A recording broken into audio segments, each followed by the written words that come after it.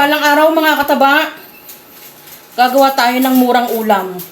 Itong pitso to mga kataba, kinuha ko lang dun sa isang buong manok na binili ko. Pinili ko yung mga malalaman niya. Ganyan yung ginagawa ni Mama Taba para makasave tayo. Tapos nilagyan ko itong mga pampalasa.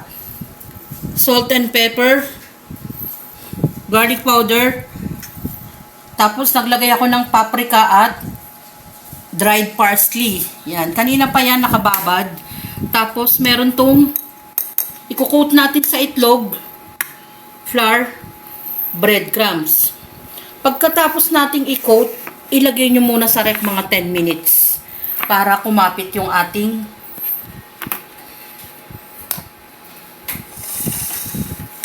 kinote at mas malasa. Tapos kumuha tayo ng isang piraso. O, malinis ang kamay ko. Yan, tapos i-coat lang natin siya sa ating flour. Ganyan. Tapos saka natin ilagay sa itlog.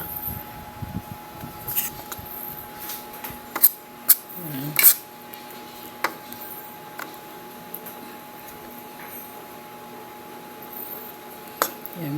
Tapos lagay natin sa ating breadcrumbs.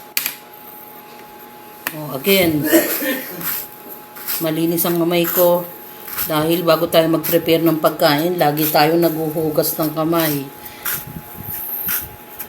Ganyan yung ating ginagawa. Kaya pag mas safe na sa bahay ang ating pagkain. Yan, ganun lang, ulit-ulit. Ayan. Baka makatulog kayo, gagawin ko na siya lahat. Nirest ko siya sa fridge ng 10 minutes, yung binabanggit ko kanina. Tapos, meron na dito sa kawali, mantika. Pwede na tayo mag-fry. Mahinang apoy lang. Para hindi agad masunog. O, alam nyo na yan. Babalikan na lang nyo ako pag luto na yan. Kasi gumagawa naman ako ng ating sauce. Simpleng sauce lang naman to, mayonnaise lang. Yan, ganyan muna.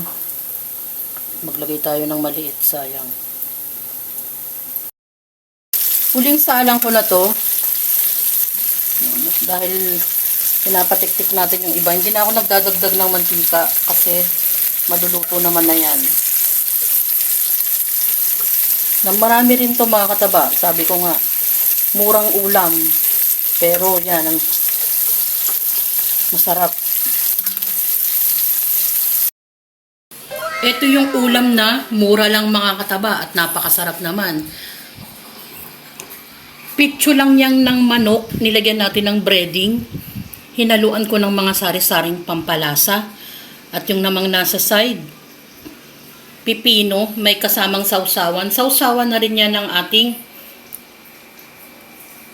main dish na chicken.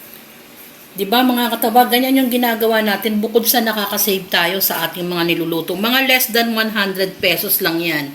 At marami nang makakakain. Kita nyo yung konting pitso ng manok, ang daming nagawa ni Mama Taba. At yung namang sa ating pinakasawsawan, masarap na rin yung kakumbine niya. Yan ang ating simpleng recipe ngayon na bukod sa mura ay masarap. Enjoy, kumain at maging masaya. Salamat sa panonood! At